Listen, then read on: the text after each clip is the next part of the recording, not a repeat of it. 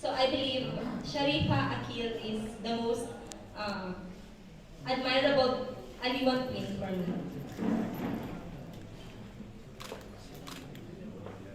Tagalog.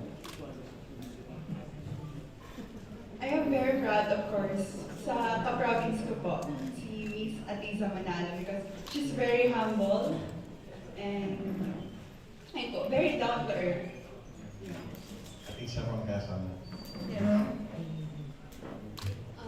For me, si Lady Joseline Santos, Aliwan second runner-up last year po. She's actually my cousin, and she's been there for me every step of the way, guiding me, telling me what to do and what not to do. And I really admire her because she's really down to earth kahit na ang layo ng narating niya. Thank you. Thank you to Farah. For me, I admire Lisa Manalo as well because she may not be crowned as Miss International for the title, but I aspire to be someone who competes for the Philippines as well, just like her. Thank you. Tsaka ako rin yung first runner-up. Hi everyone! For me, I admire Andrea P. Gomez. Rhea ng Aliwan first runner-up 2015. Because for me, I think she's the most genuine person I've ever met since we came from the same city, which is Baguio City. And she's also an epitome of a woman with a passionate heart. She's there for me to guide me for this competition, and she's giving me tips on how to have a good fight. That's all. Thank you. Thank you and good luck to the five of you and to all of you.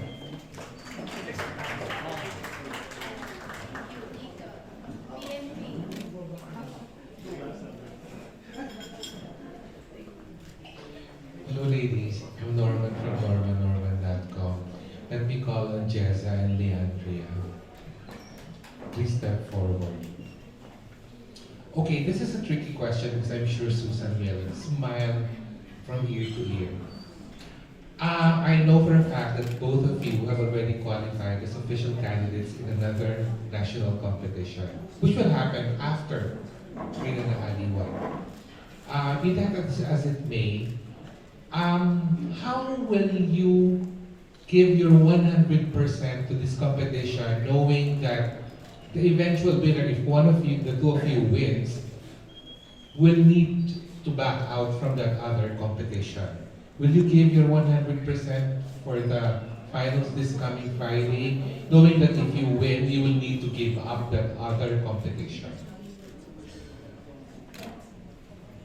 Yes, because I strongly believe that everything happens for a reason. Maybe that's God's will for me in my upcoming graduation day, or maybe that's God, one of the things that He wants me to learn.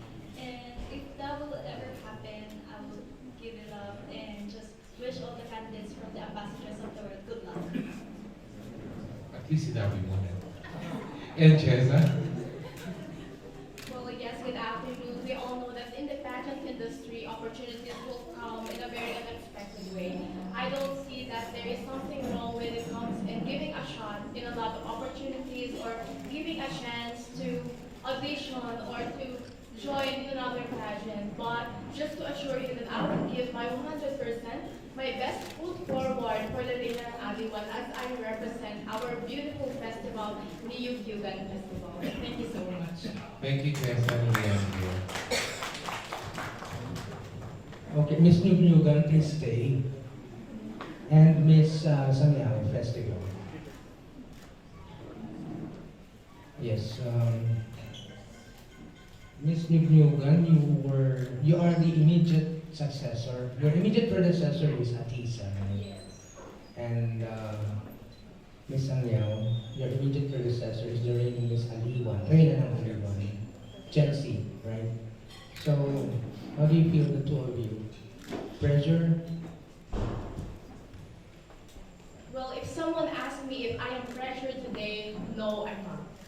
I am inspired and motivated that finally or once again, I will step in a national stage, bringing the beautiful province of Quezon, just like what Miss Atisa did. It is a pride and honor to every Quezonians. Thank you so much. Good answer.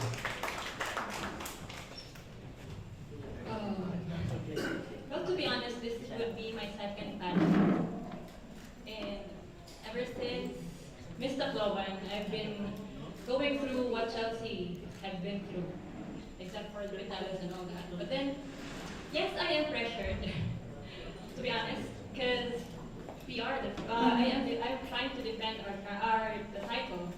But for me, my answer would be, I would only enjoy this moment, like with what I did with Miss Tacloban. I didn't expect anything, but I just I moved forward and did my best with the journey. I made friends, I learned from my experiences, and with with the results, I would just accept it. At least I've done my part. I did my best. So yes. Thank you very much. And good luck to all of you guys. Hi ladies, I'm Nolly for Openly Worldwide. So I need three contestant candidates to answer my question. Anybody can answer. So, okay. Wow. One more. One more.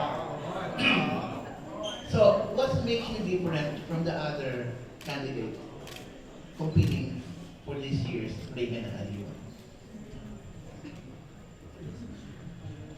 Well, first of all, good afternoon everyone. I'm Princess. Well, just like what I said earlier in an interview, I think I have what I call the three Bs. The brain, the beauty, and the body. But most importantly, I believe I have the right courage, enough self-confidence. I have the heart. And I am me and not anyone else. That may be all. Thank you.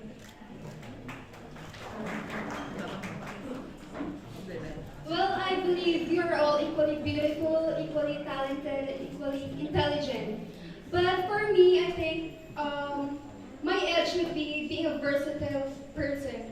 Because I can have a hard drive when it comes to achieving my goals, regardless of the hindrances that might come along the way. Also, I can have a soft heart, ready to serve other people, ready to extend a helping hand to those who are in need.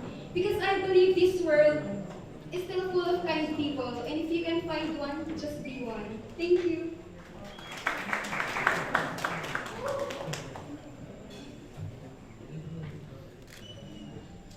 Hello everyone. I also believe that we are all equally beautiful and talented. But I think that what makes me different and what's my edge among the contestants is that I have the passion, and not just the passion. I see Reyna ng Aliwan not just a beauty pageant. I know that if I win this one, this is not only about the crown. This is also about the responsibility. And if I am able to pursue that responsibility, then I think I could be a good example to the youth, and that's what important. If you can be a good example to the youth, then I think that would make you a good person because you are able to help, you are willing to serve, and I think that's one of the capacities that I have in order for me to stand out. Thank you. Well said. Okay, thank you very much, ladies. I need another set of three. Ganon.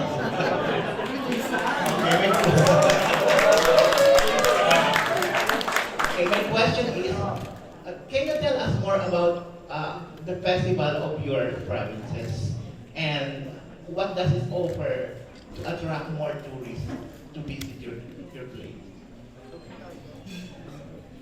Well, good afternoon again. Just to inform you, the Aliwan Festival is a mother of all festivals in the province where we showcase for about 39 festivals from each municipality. More than that, we are also showcasing the talent of the people, their livelihood, delicacies, and products. And just to show you and just to share you that we are not just promoting the cultural festivities that we have. We also continue to promote and continue to engage ourselves into continuous promotion and preservation of the tourism industry, not just in our province, that could also help our country. Thank you. Hello, good afternoon. I'm Charlotte from Tanawang Leyte, representing Pasaka Festival. So Pasaka is a Waray term which means to rise. You will know that we've been devastated by the Super Typhoon Yolanda, and Pasaka Festival shows us how we rise against all odds, how we survive the strongest typhoon. So it shows how resilient and how brotherhood reigns in our in our municipality, which is Tanawan. I am proud that Tanawan is one of the booming frontier of economic progress, though we're being devastated. So this Pasarno Festival shows how resilient and how Tanawananans are ready to rise against all odds. Thank you. Good afternoon, everyone. So before I start, I am Jalik Aling Olmedo from Pasig City. So I am representing Pintados de Pasig Festival, and we all know for a fact that there is another Pintados Festival. So for Pasig City, we are one of the component city of Iloilo Province, and we are located at the center of Panay, or at the heart of Panay, and we are so-called the Sweet City. Not just because we are located at the heart of Panay, but because of our industry, our sugar cane and our pineapple plantations. And also with that, Pintados is also quoted as for the painted people. And we have been celebrating this for almost 21 years already. And it is with great pride and humility that I am here in front of you presenting my beloved city. And it's really a great opportunity. And I just want to say that with me at my back are the beautiful ladies of our country, and I just want to say that we are all beautiful, unique, talented, and that would be all. Thank you.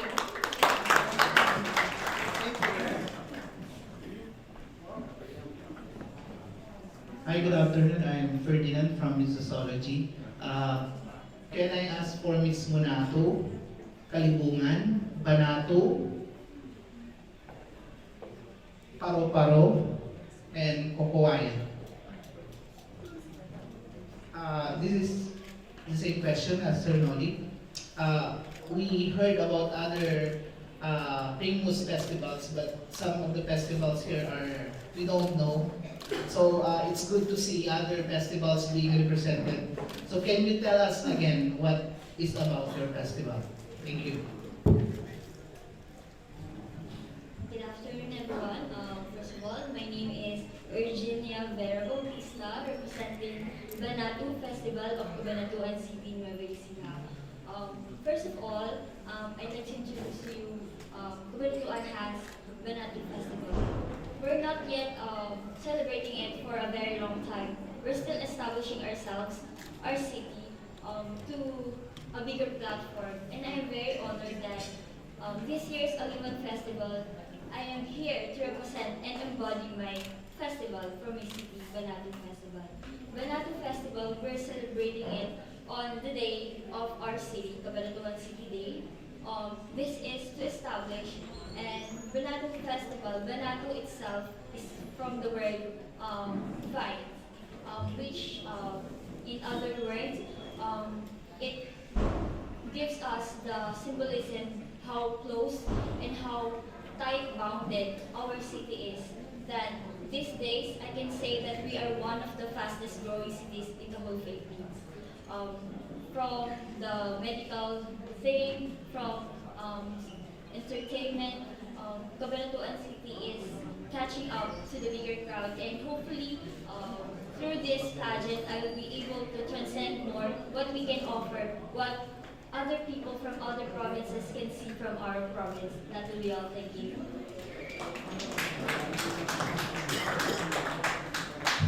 Good afternoon, everyone. My name is Francie Dion Escalada, representing Munato Festival of Sarangani Province. So Munato Festival is a cultural festival commemorating the first people of Sarangani Province.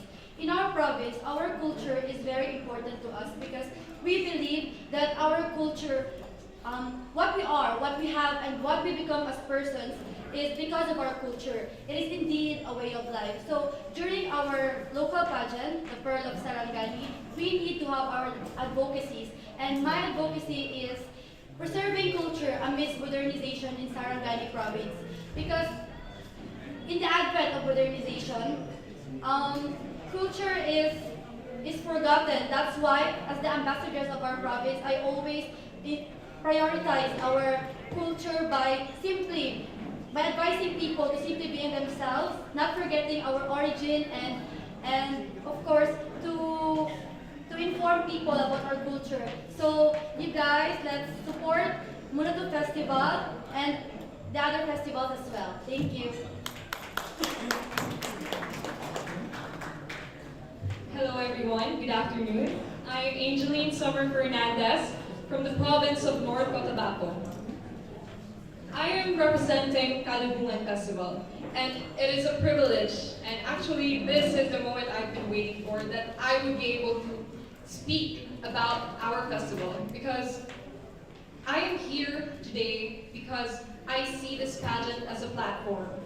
This is a platform for my province, because for so long, there has been a lot of misconceptions and misunderstandings about my province, as it is oftenly associated with Cotabato City. So normally, when you hear Cotabato, you would think of war, and that there's no peace. And that's reality. But North Cotabato is actually different from Cotabato City. You see, Cotabato was once an empire, and now it is divided. Now, Aliwan Festival is celebrated every August 25 to September 1. And Kalibungan is from the Manobo word Kalibungan, and it means gathering, or also festivity. And this is very special to us because North Cotabato is composed of different cultures, different religions, different beliefs, and different traditions. And during this festival, everybody gathers. There is no barrier of that diversity. All that there is unity. Thank you. Good afternoon. I am from Tasmaninas City and I am representing Paro Festival. Our festival is called Paro Festival because we are compared to the metamorphosis of a butterfly from being an egg, transforming into a caterpillar, to a cocoon, and blossoming into a colorful and beautiful butterfly. Just like our city, we was once a barrio from Imus, and then we decided to become independent and separate from them to become a beautiful municipality. And from there, we progressed. We progressed beautifully. In our city, we believe that you can live and die for free because from the hospital care, from when you were born, to your education, to the hospital needs, and up to the coffin and the funeral services, it's all free. It's all given by our municipality, by our very generous mayor and congressman. That's all. Thank you.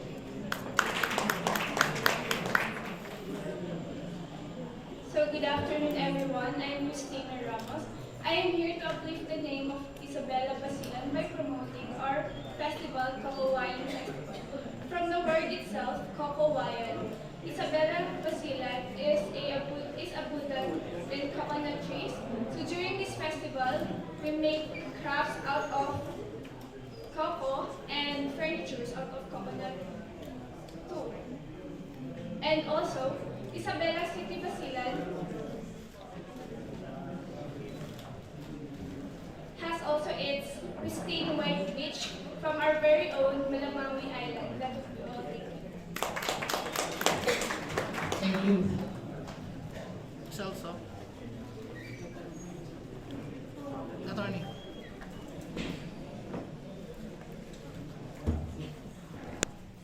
Tatanong ako. Hindi naman. Hi. I'm from DZRH. Namanda na kayo? Hindi. Very simple lang ang tanong ko. Tanong ko si kamukha ni Lauren Ligarda, si Miss Tuna Festival. Ay? Ayan. Pili ka na tatlo sa mga candidates na feel mo, nararamdaman mo ng biggest threat for you to get the job. Ikaw mo really?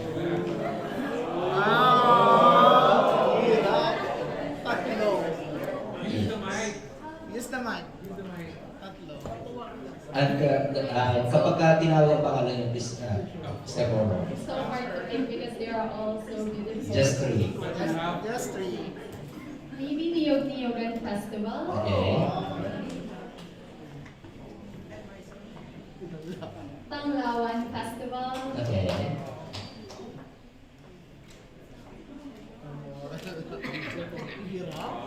And Tagoltol. Tagoltol Festival. Tagultol Festival.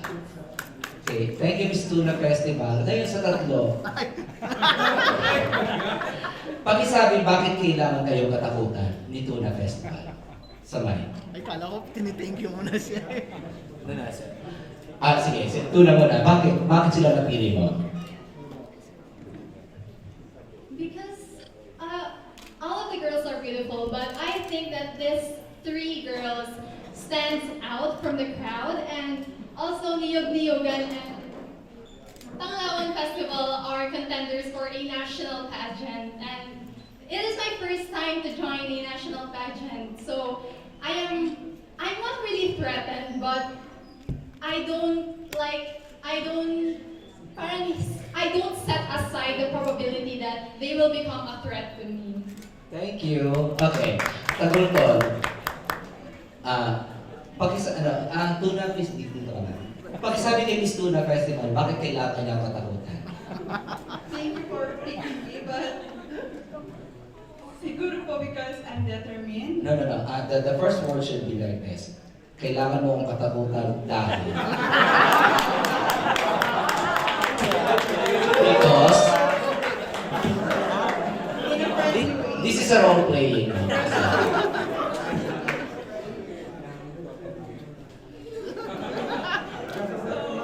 In a friendly way.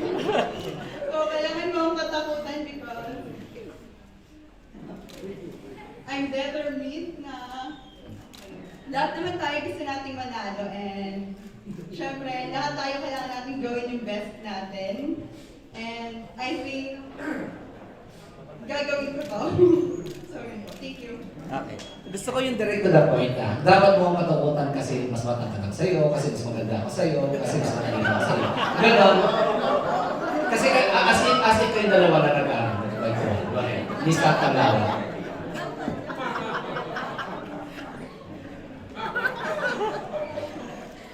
Dapat po akong katakutan dahil as I am from the rising city of San Jose del Monte, Bulacan, I am influenced of their optimistic thinking that we should always look on the brighter side in every day, in everything that happens to us. May it be negative or positive, there should be something good that results from it.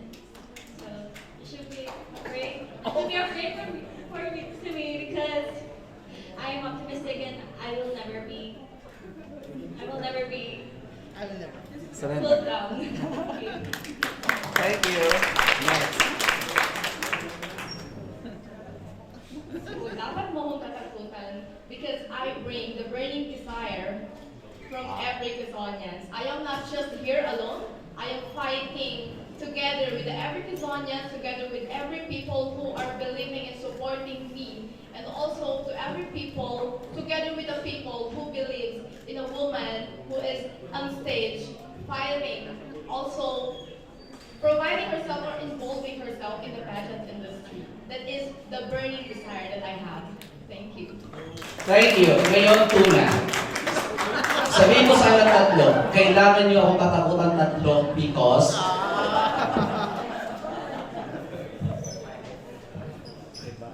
Kailangan niyo akong katakutan tatlo because it is really my dream to compete in the national pageant. I have been joining pageants since I was 12 years old. And from that point then, my goal is to step into the national pageant. And here it is now, I am bringing Tuna Festival with all pride. Sorry if I am emotional.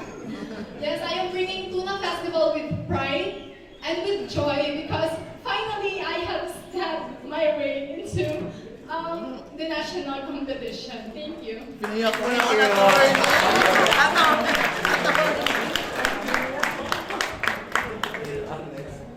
Okay na. Thank you. Thank you. Thank you so much. Maraming salamat.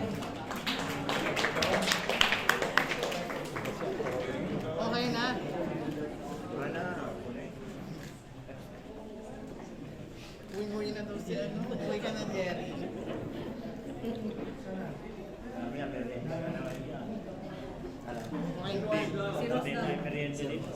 Nako, mas matindi ang magtanong si Ro.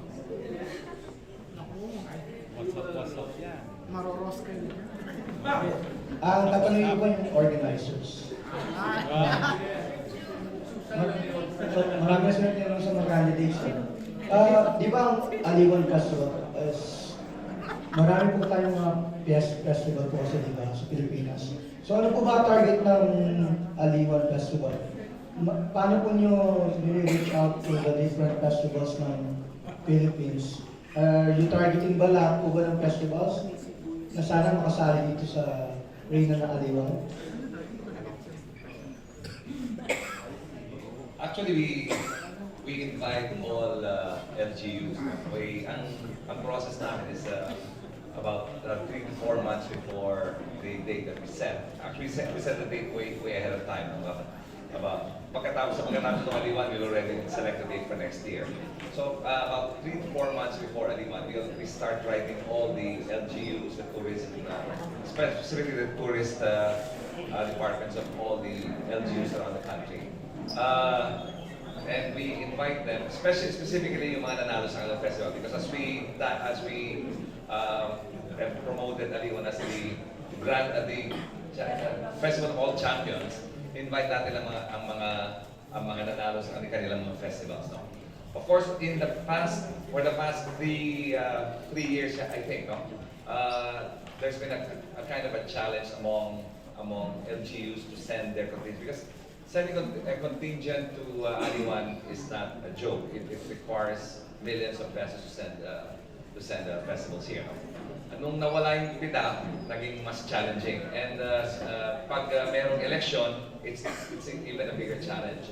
So we feel grateful this year that in spite of the forthcoming elections, we got a very good number of festivals coming over and joining Aliwan.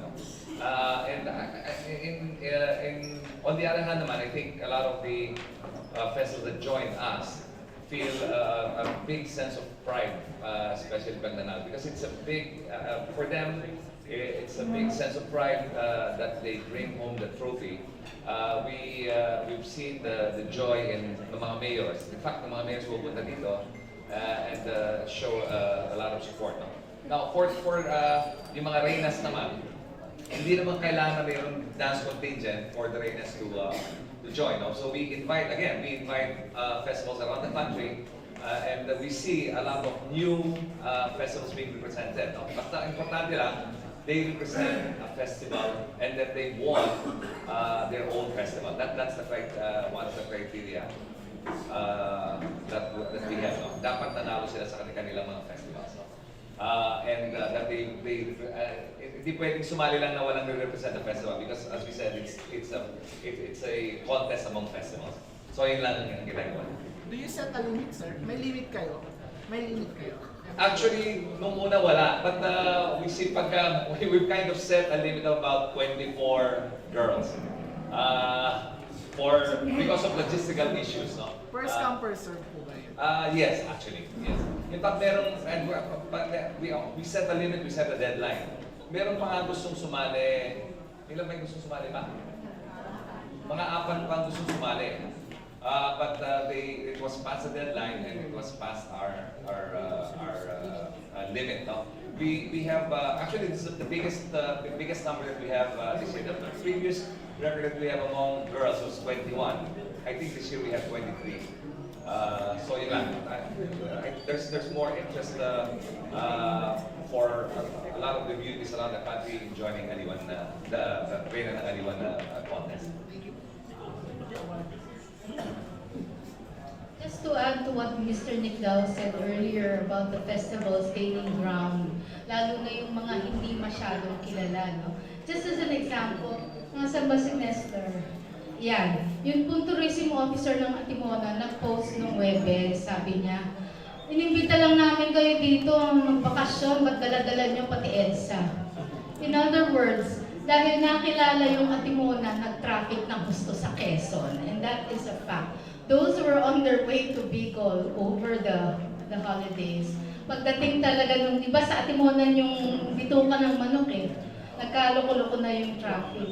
But a lot of them found their way to the smaller areas. And this holds true for the other towns in Quezon, I think, no? Lucena has always been the bottleneck, pero nakikilala yung maliliit na bayan. And that's what we hope to do with all the other towns that people don't really know about. For instance, yung Aliwan Festival from Pulo Pandan, mas kilala ang Bacolod sa Negros Occidental, di ba? Pulo Pandan is what, the name of a restaurant, I think, that was famous in the 70s or 80s. I dated. Yung mga ganon. And, ano ba ba? Antipolo, of course. Kilala niyo yung Antipolo Maytime Festival. But that's mostly for suman, for kasoy, for hamaka, for mangga. No? Pero ngayon, meron tayong magagandang mga dilag. And also the dance contingent of Antipolo has become known. And so on and so forth. Yung bowling-bowling, dati halos may loyalty award na sa Aliwan kasi talagang hindi nawawala. But last year, when they sent in Elame Kayabya, wow! Talagang Miss Photogenic, hands down nanalo siya. And she was, I think, Jessa's first runner-up in the Binibining Nyugyugan. So, marami nang nangyayari. The towns are becoming known. And we, you know, it's a big feather in our cap that we are helping them do so. I think Dinagyang is another example, no, sir? Talagang ito, with conviction, na mismo mga Ilonggo nagsasabi, it was because of Aliwan Fiesta and the participation of Dinagyang na nakilala sila. And it was also because of Aliwan na sila yung ipinapadala sa mga international events, like representing the Philippines in New York for Independence Day or in Hong Kong. And now, you know, they're being followed by international media because of Aliwan Fiesta. So we're hoping that all the other smaller festivals will also get the same opportunity to become known. Because in our own small way, we're helping the tourism effort in the country.